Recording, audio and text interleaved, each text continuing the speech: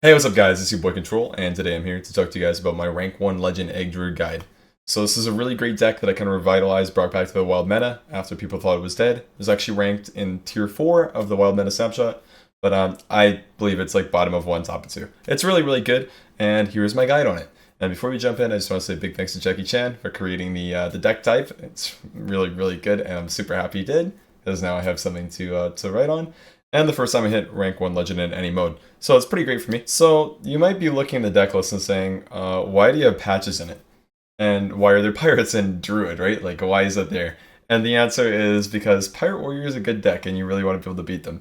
It also helps in your Shaman matchup. That's really the biggest question I get about the deck. The one that kind of jumps up to people is like, hey, patches and pirates don't really belong in Egg Druid. But it turns out Bloodsail Corsair is actually pretty good in the deck. And same with patches, it's very relevant with all your buff cards. So it's great, and that's really the only wacky thing about the deck. Other than you have a combination of bad cards that end up being pretty good when used together. So to talk about the deck, the total dust cost is 3,680, so it's relatively cheap to make. I do have a budget version near the end of the video as well, which should help some of you guys. And also the total gold cost is 4,200 for the third wing of LOE and the third wing of Black Recommend. So with the next expansion, they'll actually rotate out. So if you guys want to buy the deck with gold, do it now. Otherwise, you're going to have to craft cards like Echoing Ooze and Dragon Egg, which might be a little bit cheaper. So if you want to wait for it, wait for it. But I think it's really good right now, so hop on it. Okay, so now you know what the deck looks like and you know how much it costs. Now you're asking, Control, why should I play Egg Druid? So there's a couple pros and cons for the deck. So the first pro is fast games. It's a relatively fast deck. You know, you cap out at 4 mana with your cards. So your games are going to be over generally before turn 10 most of the time. It's also an anti-meta deck, so it's really, really good against all the Reno lists on ladder. And you also have above 50% win rate against Pirate Warrior. So just being able to beat all the Reno decks consistently, 70% or above, based on my stats, and having a 55-ish percent win rate against Pirate Warrior is pretty good right now for the wild meta. And definitely helped me on my climb to rank 1. And another pro is it uses bad cards. Like, you're not really going to use Jeeves in another deck, seriously, right? Or Soul of the Forest. So you got to use some more uncommon cards. It's good for people with a wider collection, right? If you have a big collection, it's kind of nice to pull out some of those cards that you don't use too often. And next up, some of the cons. Number 1 is positioning. This is a very position-heavy deck. You need to know where you want to put your Dragon Egg, where you want to put your Argent Squire to maximize the buffs with Defender of Argus, for example. It's really the only one that matters as far as position goes. Then Shaman is another con. Obviously, Shaman is very, very good against this deck. Spirit Claws, Maelstrom Portal, Lightning Storm, all dumps for this deck. So it's definitely my worst matchup, and one of the reasons you wouldn't want to play the deck is if you're in a Shaman heavy meta. The playstyle of the deck is also quite weird. It's not similar to many other decks where you can just push a little bit of damage and finish your opponent off from hand. This is a deck where you really need board to do absolutely anything. Your only burn from hand is Savage Roar and Living Roots, and that really isn't much, right? Like 2 each. So it's really not that great. Make sure you have board. It's the most important thing about the deck. And next up, it is also a very buff-reliant deck. Sometimes you'll have games that draw 12 to 13 cards without seeing a single buff, like Mark of the Lotus, Mark of the Wild, Defender of Argus, etc., etc. But you really need the buffs to make all of your other cards great, right? Even something like Soul of the Forest, which I call insurance. It kind of protects your board against AoE, which is what beats the deck, really. Okay, next up is a little bit of general advice. So first off, play around class AoE. As far as each individual class goes, I do have a article write-up that I do talk about each of the prevalent decks within the meta and their class. I talk about what exactly is important in the matchup, what you should be playing around, what you should be looking for. So feel free to check that out if you're looking for a little bit more information on this kind of jazz. But in general, play around class AoE. So for example, Demon Wrath, Hellfire on 4 for Warlock, Demon Wrath on 3, Hellfire on 4. Against Mage, Volcanic Potion on 3, Blizzard on 6. Just keep things like that in mind, and other classes, etc., etc. Next up, a little bit funny there, twitch.tv/controltheboard, as that's my Twitch username. Go follow me if you like the video, like the stuff. You want to see some good top 1 Egg Druid gameplay. But control the board, that's really the gist of it, right? Always control the board. This, at the heart of it, is a board control deck. It's not a face deck. It is a deck where all you want to do is have control of the board, maintain control of the board. Because if you don't have it, you're not going to win. Next up, don't always play for value. Sometimes you're going to have to use Soul of the Forest on 1 or 2 minions to kind of get there against faster decks. Even slower decks, you're going to have to use your cards suboptimally sometimes. Don't always say, I can't use Mark of the Lotus unless I buff 3 minions minimum, right?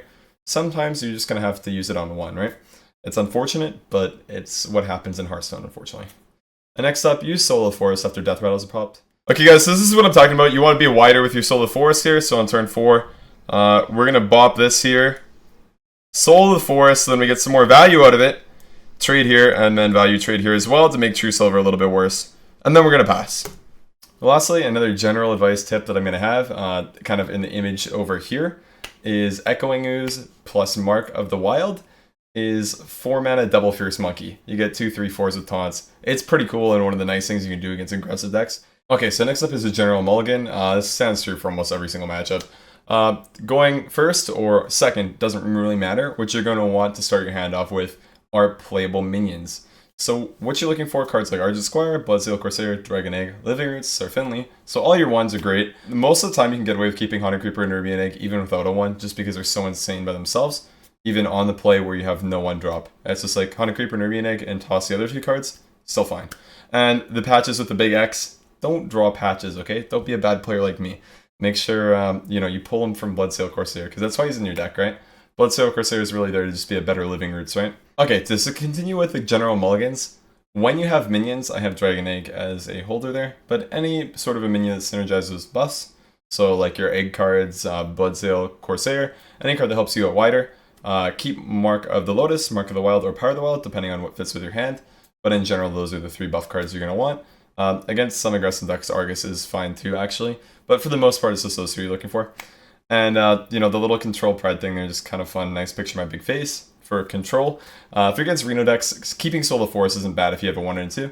If you feel like you're going to be wide enough on turn 4, feel free to keep the card because it's one of the cards that will really help you win the game in a lot of matchups. Lastly are the matchups. So these are the numbers, the things that I love. These are all games played from rank 10 to rank 1 legend, all played on stream.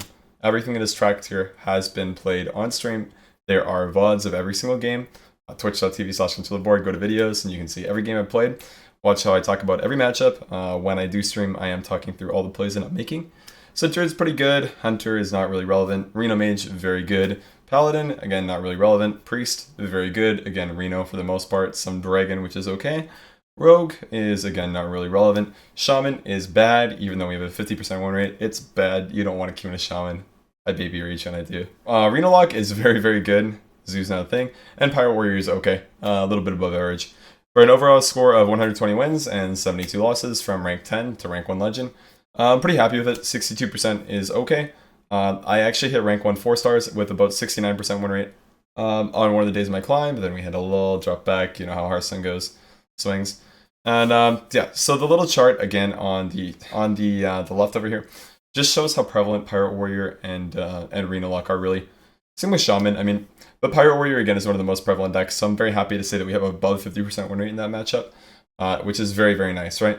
So it's not like you're going to take L's against them all day. When you're farming the Reno decks, you're going to be able to climb a little bit against them as well, which is very, very important right now, I think, in Wild. Because Pirate Warrior is one of the easiest decks to play and one of the most widely used ones because of that, right?